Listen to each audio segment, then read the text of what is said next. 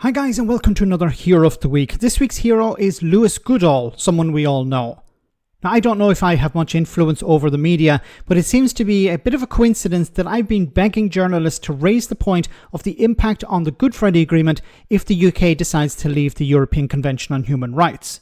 Chris Philp, an advocate for getting Britain out because he thinks it would be the only way to stop the small boats, was challenged by Lewis over the detail of the Good Friday Agreement. The Tory MP completely fell apart. Have a listen. How would withdrawal be congruent with our obligations as a guarantor of the Good Friday Agreement? Because as you know, it's written into the Good Friday Agreement.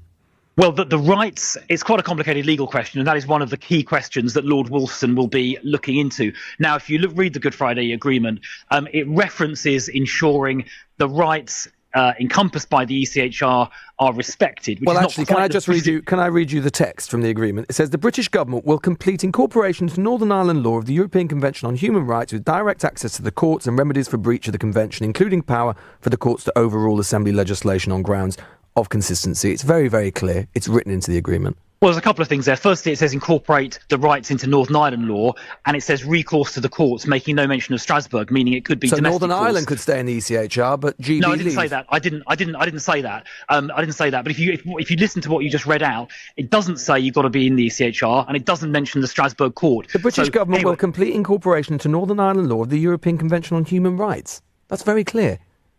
Well, it's talking about making sure those rights are respected, but this is quite a complicated legal question. Yeah. And that is what Lord Wolfson is going to be going through very carefully in the coming 3 or 4 months. The British government will complete incorporation into Northern Ireland law of the European Convention on Human Rights. I mean, that's very clear. It's not that complicated.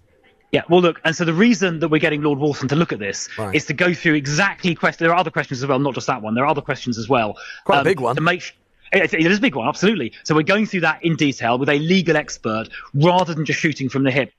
But you're exactly doing that. You're shooting from the hip. You're saying we're going to leave the European Convention on Human Rights and now we're going to check and see if it's possible.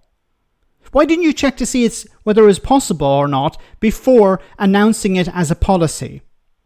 They did exactly the same thing with Rwanda before actually realising, can we send people to Rwanda? Is it lawful? No, let's try to send people there. Let's give Rwanda £750 million and then we'll check to see if it's legal.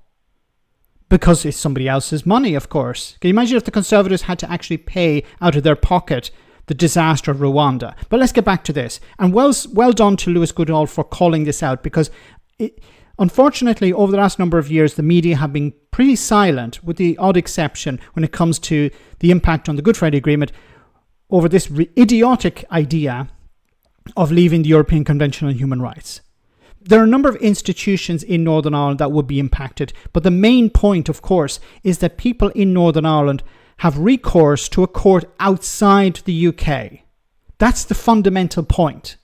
If the UK left the convention, those people, their rights would not be protected. So as Lewis said here, well, what's the solution here? Is that Northern Ireland stays in and GB stays out? No. You couldn't have that as a situation, I don't think. The only way you could have Northern Ireland part of the convention is if Northern Ireland didn't exist, as in a united Ireland, and GB goes in a different direction. But I imagine, and there's a lot of evidence to back this up, people in Scotland, Wales and England would not be of the idea of surrendering their rights in order just to kick out a few asylum seekers. And this position doesn't make any sense either, because as we know, there are countries in the European who have signed up to the European Convention on Human Rights who are deporting people at the moment. So it's not a block to deport people. It may be a block in some cases, but what the Tories are trying to do is throw the baby out with the bathwater.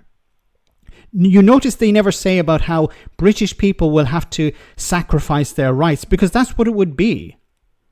It's not just impacting asylum seekers, it will be impacting everyone. And no one who's advocating for leaving is talking about that. They haven't said, well, we need to sacrifice our rights in order to kick out a few asylum seekers or a few illegal immigrants as they describe them. No one's saying that, not even Nigel Farage. Maybe later on we'll hear that argument. But if the UK left it would undermine the Good Friday Agreement. Now, I've heard people on the far right in England and maybe in Scotland and Wales saying as well, oh, well, why should we be blocked because of Northern Ireland? Well, that's the consequence of the situation.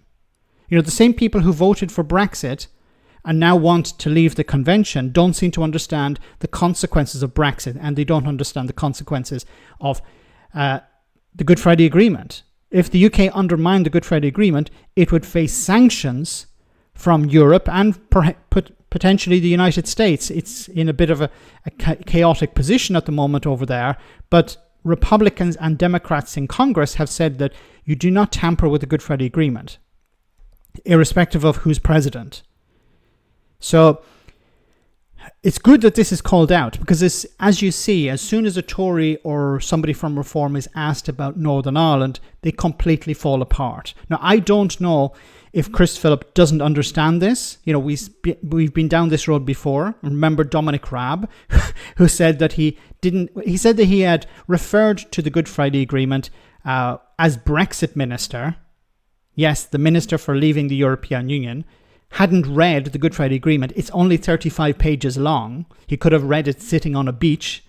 But no, he didn't do that. So this is worrying. You have somebody who's potentially a government minister in the future not understanding either the European Convention on Human Rights or the Good Friday Agreement.